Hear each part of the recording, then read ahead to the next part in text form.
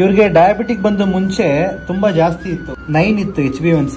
So before ಮತ್ತೆ after ನೋಡ್ಕೊಳ್ಳಿ 200, after ಬಂದು 349 ಇತ್ತು.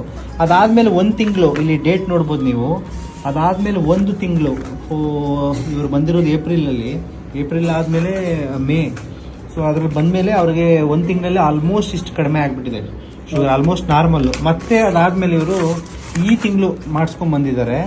ಸೊ ಈಗ ಜೂನಲ್ಲಿ ಆಲ್ಮೋಸ್ಟ್ ಫುಲ್ ನಿಲ್ಲು ಕಂಟ್ರೋಲ್, ಶುಗರ್ಡು ರಿವರ್ಸ್ ಆಗಿದೆ. ಅಂದ್ರೆ ಮುಂಚೆ ಇದ್ದಿದ್ದು. ನೀವು ಇಂಗ್ಲಿಷ್ ಮೆಡಿಸಿನ್ಸ್ ತಗೊಳ್ದೆ ಇಲ್ಲಿಗೆ ಬಂದಿದ್ದಲ್ಲ ಡೈರೆಕ್ಟ್ ಆಗಿ ಇಲ್ಲೇ ಬಂದಿವಿ ಸರ್. ತಗೊಂಡು ನೀವು ಏನಿದೆ ಆಯುರ್ವೇದಿಕ್ ಮೆಡಿಸಿನ್ ತಗೊಳಕ್ ಹೇಳಿದ್ರಿ, ಇಂಗ್ಲಿಷ್ ಮೆಡಿಸಿನ್ ಯಾವ್ದು ತಗೊಂಡಿಲ್ಲ. ನೀವೇನ್ ಕೊಟ್ಟಿದ್ರೋ ಅದನ್ನ ತಗೊಂಡಿದ್ದೀನಿ. ನೀವೇನ್ ಕೊಟ್ಟಿದ್ರೋ ಮತ್ತೆ ಫುಡ್ ಡಯಟ್ ಏನ್ ಮಾಡಿ ಹೇಳಿದ್ರು ಅದನ್ನ ಮಾತ್ರ ಮಾಡಿದ್ರೆ. ಸೊ ಈಗ ಆಲ್ಮೋಸ್ಟ್ 2 ತಿಂಗಳಿಂದ ನಿಮ್ ಶುಗರ್ ನಾರ್ಮಲ್ ಆಗಿದೆ. ಕಂಪ್ಲೀಟ್ ಕ್ಯೂರ್ ಅಂದ್ರೆ ರಿಕವರ್ ಕಂಪ್ಲೀಟ್ ರಿವರ್ಸ್ ಆಗಿದೆ.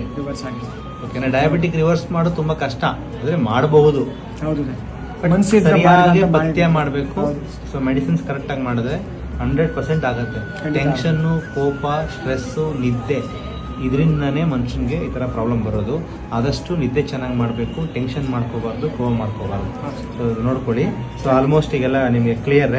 ಇನ್ನು ಯಾವ ಮೆಡಿಸಿನ್ಸು ನಿಮ್ಗೆ ಬೇಡ, ನಮ್ಮ ಮೆಡಿಸಿನ್ಸ್ ಕೂಡ ಬೇಡ ನಿಮಗೆ. ಕಂಪ್ಲೀಟ್ ರಿವರ್ಸ್ ಆಗಿದೆ. Thank you.